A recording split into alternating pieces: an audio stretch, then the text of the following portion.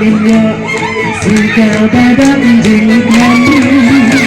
Manugan pika Manugan itu Hanya ikina sejuri Kadang jingka Trong kine anu Baginya pahaburan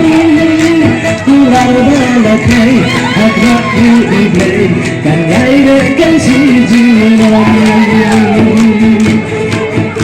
Hajaka tentang Diklay markelang Ya jika basisa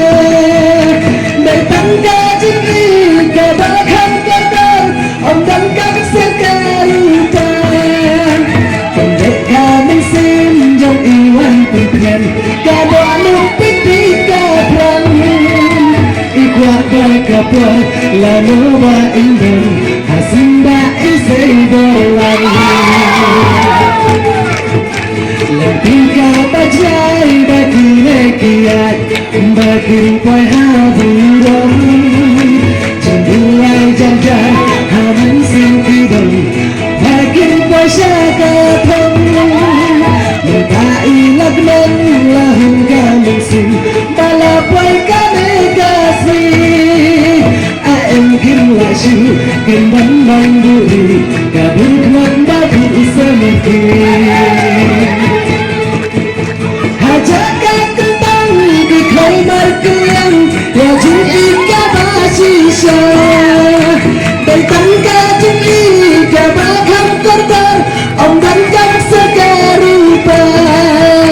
Kembali kami senjong iwan pimpinan Kado lupit di kaprang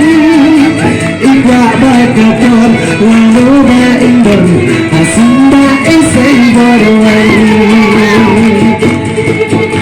Kejilong samla kata gilaku Ya pibaro aru Aduh sayo lagi kuntiku Bagai unkarku ya pi Iwaya iway tolong bandiram Langingkan angkang punai Bagi kuntiku Kimlo iniksa Jentakan angkang janai Hajaka tentang diklay markelang Ya jing ika basisa Datang ka jing ika bakang kadang Om dan kang sekarupa Kendek kami senjong iwan pimpinan Kado lupit di kaprang Ikwa bakapor Lalu ba indol Hasimba isay berlang Kare kasih na epatnya Sika badang jingkan Manoran pika Manoran itu Kanyo ikina sejuri Kadang jingka Jom kire anut Baginya pahaburani Kular balakai Hakmat riiblay Panggay lekan si jirani Hajaka tentang diklay markelang Ya jika basisa Datang ka jika bakang korban Om dan kang sekarupa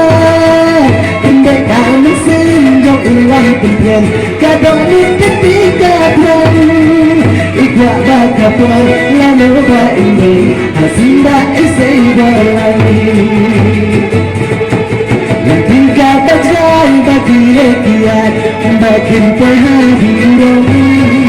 Cendulai jajan Habang singkidong Bakin pasyakatong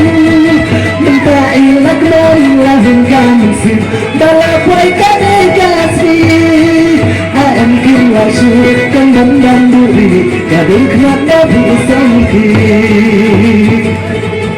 Hajaka tentang diklay markelang Ya jika basisa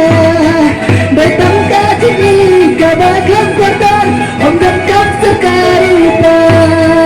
Kendek kami senjong iwan pimpinan Kado lupit di kaprang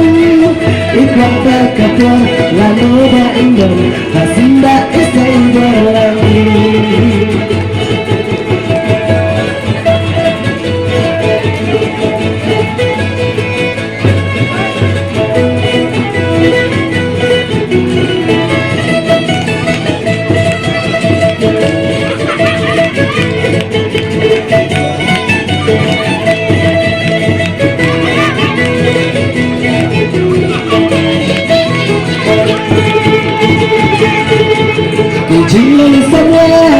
bikin aku lagi baru-baru Hati saya lagi kuntipi Pakai ungkar kuyapi Iwaya itu nombor dua Lengkap akan tunai Bagi kuntipi Kaya insa Tuhakan langkah jarai Ajak tentang kekebar kuang Ya jika masih syah Datang ke sini Kabakam tentang Omongkan segaruda Tidak amin sin Jok iwan pikir Kadok